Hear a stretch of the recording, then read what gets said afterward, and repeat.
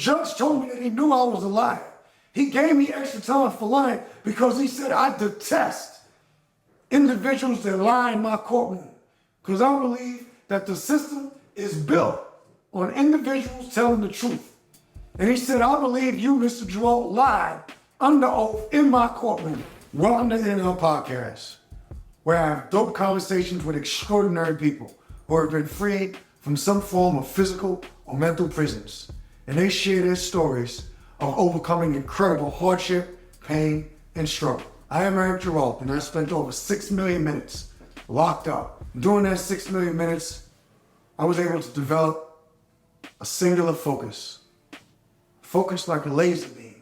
And during that time, I have learned that if we focus on something so strong, if we focus on accomplishing anything, any goal, any mission, any vision, if we focus on that one thing more than anything else that we've ever focused on in our entire lives, if we want something as much as we want air to breathe, and we can accomplish anything, there's nothing that can stop us. When I was given 151 months, which is actually 12 years and 7 months, which is more than 15 million minutes, I was able to establish a singular focus. And that focus was that I needed to be freed from this physical prison, and freed from the mental prison that got me in the physical prison. And I developed a mindset that came more out of desperation than anything else. But because of that desperation, it turned into determination. And when I walked into that law library, and I met an individual named Jack Cater, who had been down serving time in federal prison from 1989. His release date wasn't until 2018.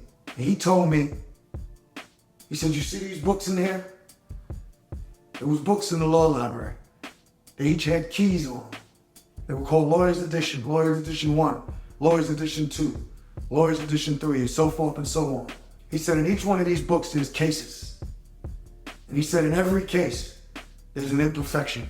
And he said, one of these books in here is going to have a case, which is going to hand you the key to unlock them prison doors. You just got to find that case. You got to find that imperfection. And at that moment, I set out to have a singular focus to find that case. And so I went to that law library every single day. I worked on my case 12, 14, sometimes 16 hours a day. I learned how to write legal briefs. I learned how to shepherdize. I learned how to write. I learned how to research cases. And I essentially became a lawyer in there. It wasn't because I'm the smartest individual. It wasn't because I had been legally trained in law. It was because I had a singular focus. And if I can do it, any one of you can do it. If you have a singular focus to anything in life, and you focus on something as a laser beam, you can reach any heights that you want. It doesn't matter if you fall. It doesn't matter if you're down. It doesn't matter where you've been. It only matters where you're going. And if you develop a roadmap, if you develop a vision, you can develop the same determination that I had. There was a lot of individuals in there that laughed at me. They saw me going to the law library every day. They used to call me Obama. Where you going, Obama? You still going to that law library? There was one individual I'll never forget. And he was actually my man, but he thought it was a joke because every day I was going to the law library. And some of these jokers was in there and they was in there gambling. They had vices. Some of these individuals in there, these jokers was in there and they was drinking. They was still getting weed in there. They was gambling, they was playing poker. And I don't fault none of them for doing it. But one of the things that I knew is that I was focused at that time. There was nothing that was gonna get me off my square. And the point of everything that I'm saying is if you got something in your mind, if you got something in your life that you love more than you love yourself, or you got something that you wanna accomplish, or you got a goal that you wanna reach more than you wanna even breathe itself, you can reach it. And the only point of me saying that is not to disparage anyone else for what they was doing in there. But my determination and my focus was so strong that there was no distractions. Nothing was gonna get me off my square. So I say this to say that nothing can get you off your square.